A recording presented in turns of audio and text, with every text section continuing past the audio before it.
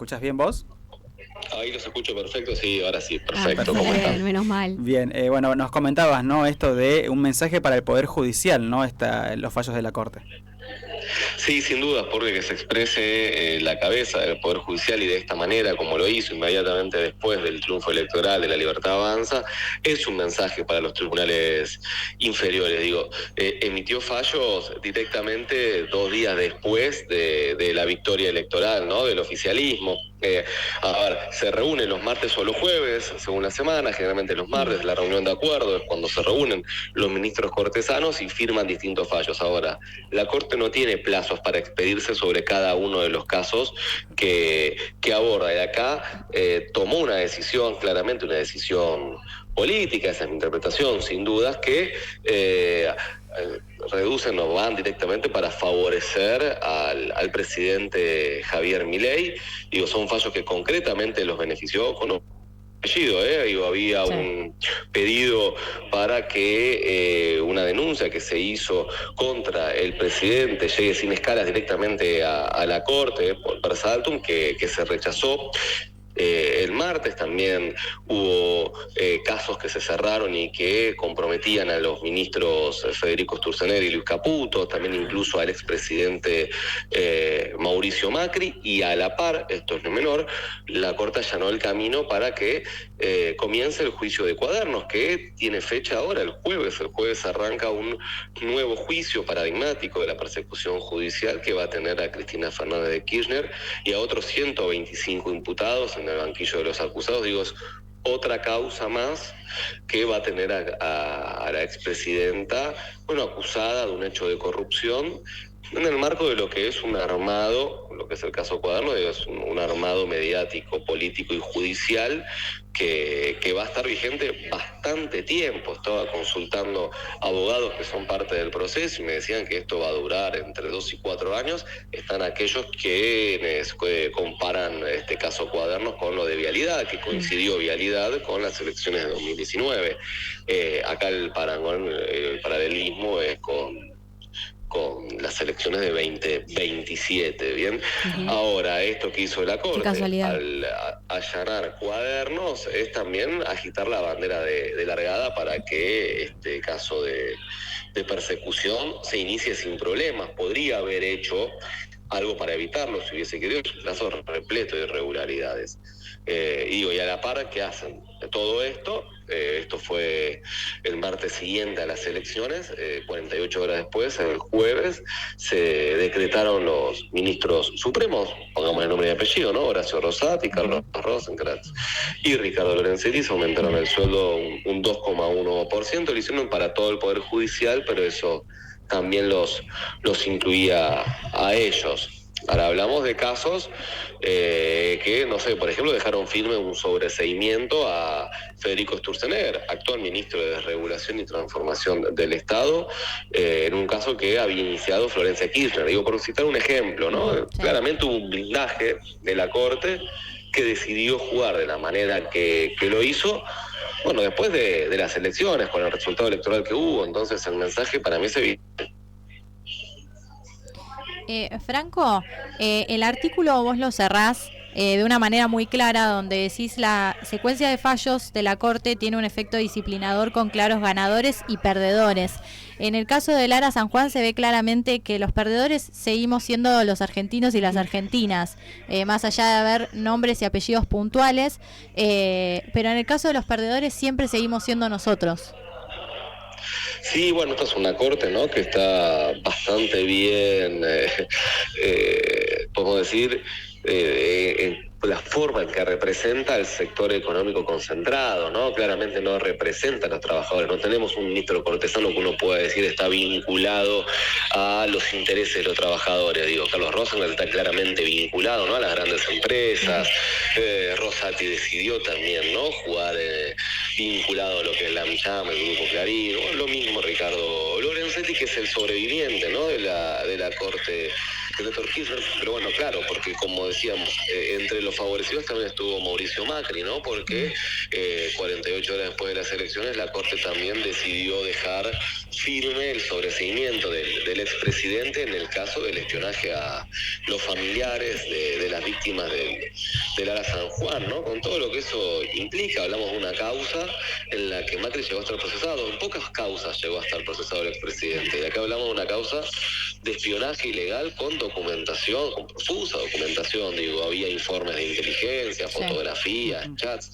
De hecho, el espionaje estuvo comprobado. Lo que sucedió, a ver, Macri fue procesado en la Justicia Federal de Dolores. Las defensas, eso en 2021, en 2022, las defensas lograron llevar el caso a Comodoro Pi, donde el macrismo y el oficialismo y todos estos sectores que hablamos, ¿no?, de los poderes concentrados, juegan de local, y allí Macri logró el sobreseimiento con 3 jueces que había puesto él mismo en la Cámara Federal porteña. 2 incluso los había designado a dedo: Mariano Llorens, Pablo Bertuzzi y Leopoldo Bruglia. Y lo que hicieron estos jueces para sobreseerlo fue decir que el espionaje existió, evidentemente, porque era tal el caudal probatorio que no lo podían negar. Claro. Dijeron que fue un espionaje legal para cuidar al presidente.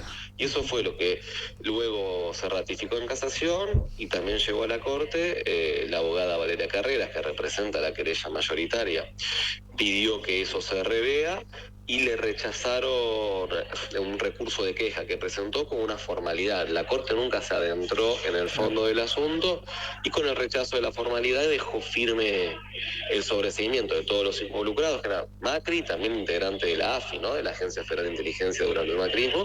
Y bueno, el caso quedó cerrado y claro, ahí lo que uno ve es que las madres que figuran ahí, los familiares, digo, son personas de a pie y los beneficiados son, bueno, justamente el expresidente Mauricio Macri, Gustavo Arribas, que era el jefe de la AFI, ¿no? Y uno los ve hoy, como por ejemplo a Macri, que está coqueteando siempre, ¿no?, con el poder de turno, cuando quienes están en el gobierno, bueno, representan a determinados intereses.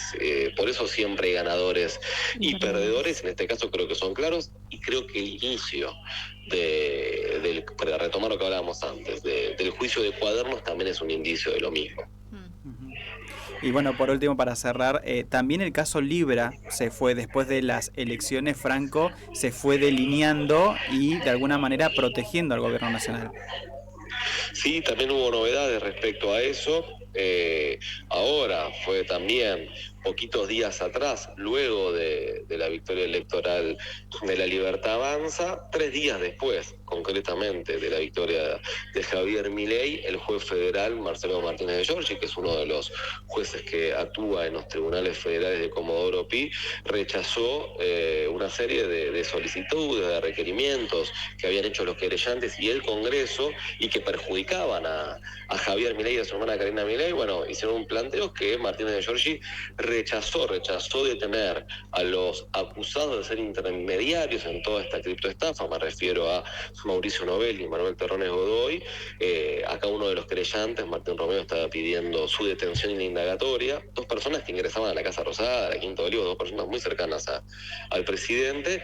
Y también el mismo juez rechazó en la misma resolución de 10 páginas darle acceso a la causa judicial, a la comisión investigadora del caso Libra, que está avanzando en el Parlamento con todo este trámite. Diría que está avanzando incluso más rápido que la justicia. Por ejemplo, detectó pocos días atrás que el propio Milei y los mismos actores, digo, Novelli, Terrones Godoy y demás, habían actuado en una estafa muy parecida, en algo vinculado al token KIP, y Milei también lo había difundido y promovido públicamente. De hecho, el presidente de la Comisión Libra, Maximiliano Ferraro, llegó a decir que el presidente ya sabía cómo funcionaba el esquema y fue parte de él, me refiero a Libra, a partir de cómo actuó en este antecedente. Es decir, no darle acceso a la comisión investigadora, bueno, también es una decisión no solo judicial, sino también política, ¿no? Claramente, y esto es una interpretación mía, si el resultado electoral hubiese sido otro, muy factiblemente también las decisiones judiciales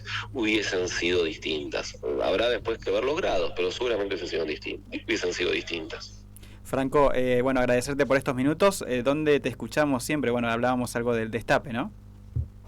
Sí, escribo en el Destape Web, estoy también en la radio del Destape, en AM 1070, en la FMR 107.3. Bueno, allí me pueden escuchar y me pueden leer en el destapeweb.com, donde escribo todos los días.